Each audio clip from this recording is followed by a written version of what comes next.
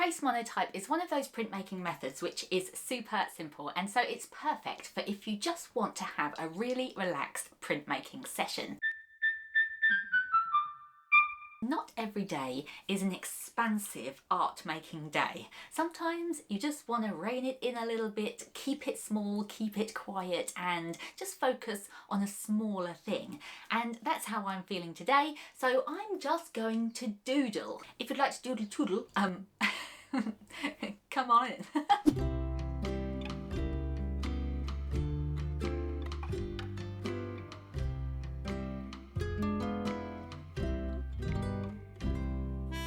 There's something about rolling ink, isn't there, that is just so nice. It's just like a repetitive motion that just kind of lets you relax before you even get started, if you know what I mean. I think that's why I wanted to try this today, because sure, you can doodle a lot easier by just picking up a pen or a pencil, like, of course.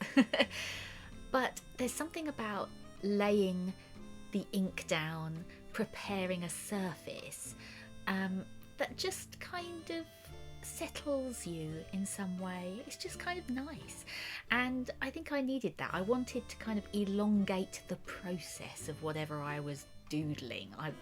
I wanted to take the long way round to wherever I was going, because yeah, I just needed that extra space in my brain, I think.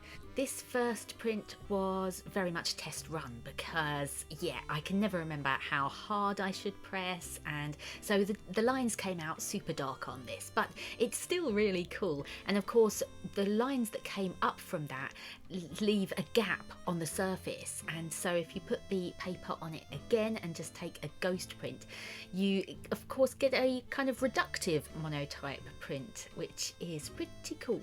I didn't add any extra ink onto the plate for the next one. I just used what was still on the roller because I figured a thinner laying of ink would be a good one to try. And also on this doodle, I did kind of similar doodles, but I really was trying hard not to press down.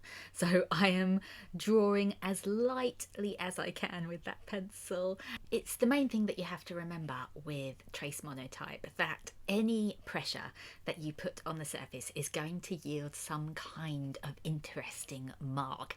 So when you're doodling like this, the temptation to rest your hand onto the surface while you draw, it really is difficult not to do that. But of course, if you do, you'll get some kind of grungy texture on your print because of it, which you might want. But of course, if you're trying to go for cleaner lines like I was with this one, it's quite difficult sometimes to be able to get those lines without resting your hand on the surface.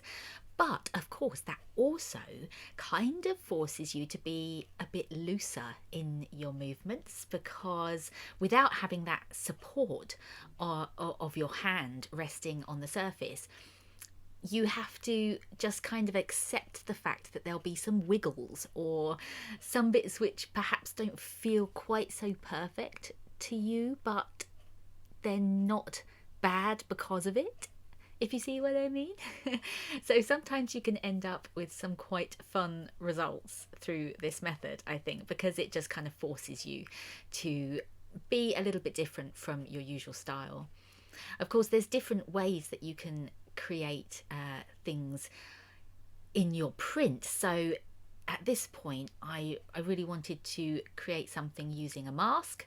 So I just cut out a really basic cloud shape and then used that to sort of cut out the cloud in the ink, if you see what I mean. I just rubbed and rubbed and rubbed and rubbed. And then I also just rubbed the bottom of that piece of paper just as the ink was as well, because I figured that it would be useful to just have some textural bits of paper, because by this point, I'll tell you my plan here. By this point, I had decided that I wanted to use the elements that I was drawing, the doodles that I was drawing. I wanted to cut some of them out after they're dried and create a kind of collage scene with them. I was just kind of doing some kind of just random bits really. Like at this point I just decided to do some kind of rainbow type hills clusters, or that kind of thing. I just did lots of like leafy shapes or just patterns inside leaves. And yeah, I didn't have much of a plan apart from the fact that I just wanted these isolated elements so they're all kind of separate from each other so that I could cut them out in some way. And I didn't know which ones that I would use until I started cutting them out.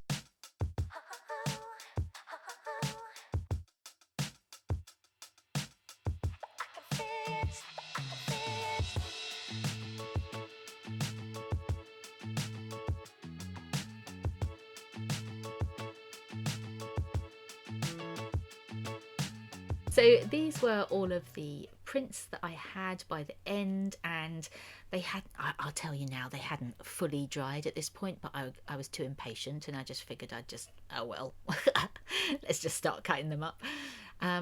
So I just started cutting the items which felt the clearest to me, that I could see some sort of, I don't want to say narrative because it doesn't really have a narrative, but like everything in my brain comes back to stories in some way. And I think that's probably why I decided that this collage that I was going to make, I was also going to make it into a pop-up inside my sketchbook. And let me tell you, pop-ups is just another one of those things that I get excited about because they're just so cool. If you go down the rabbit hole and look at pop-up books, the engineering in some of these books, it's just so cool, and they all stem from sort of very simple folds essentially.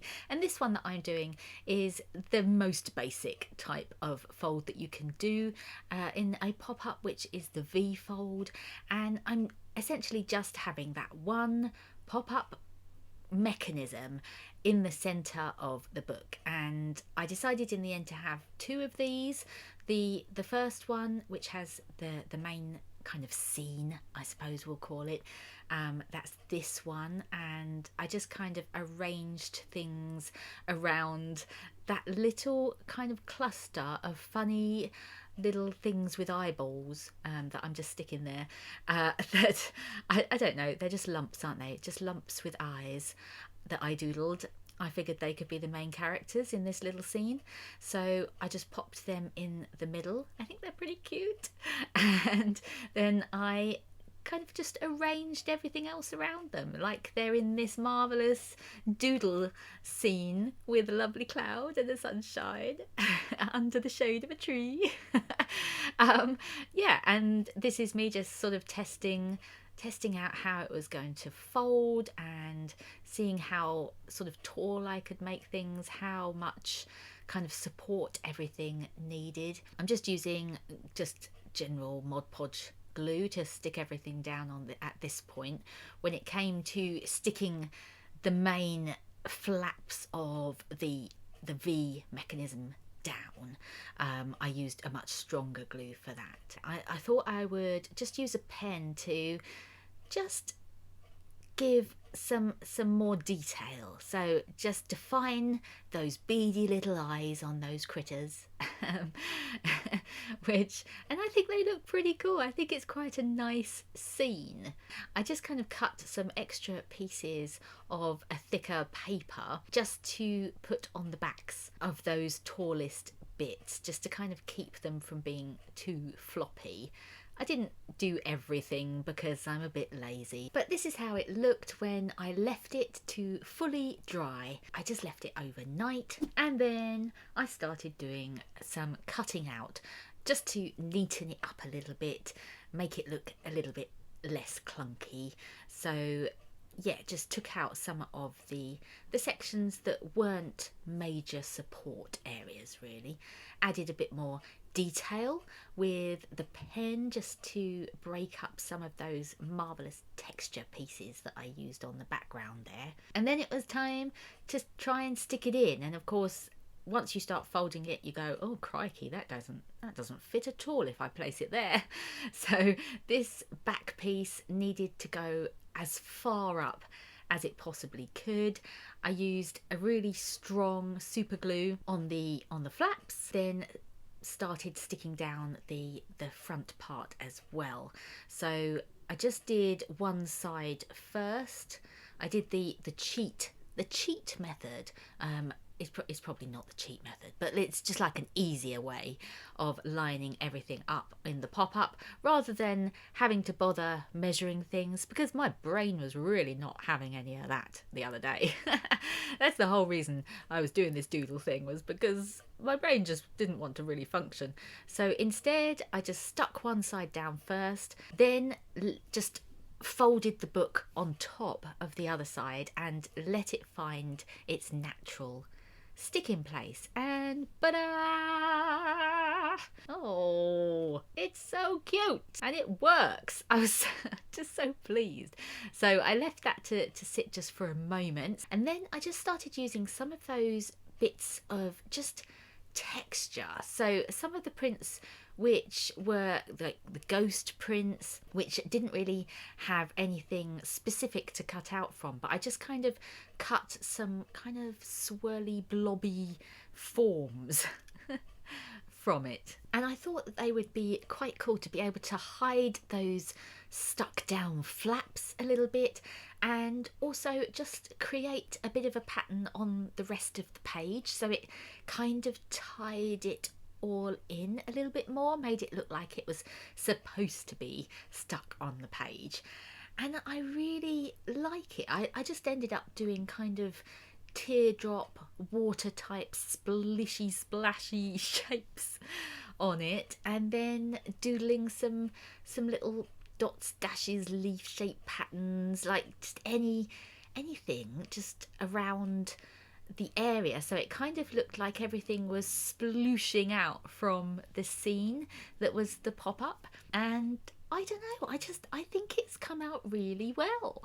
I'm really quite pleased with it, and I love the textural grungy nature of the lines on all of the doodles. I think it's a quality that you just can't get from anything else very easily. Like, printmaking really does come up with something unique, and it's just really cool to have it alongside some of the pen detail as well.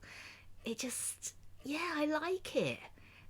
It makes me happy to look at it. Anyway, thank you so much for watching this video. I really hope you enjoyed it. If you did, please do give it a thumbs up. It really does help me out. And let me know your thoughts in the comments below. Have you made a pop-up? Have you tried Trace Monotype?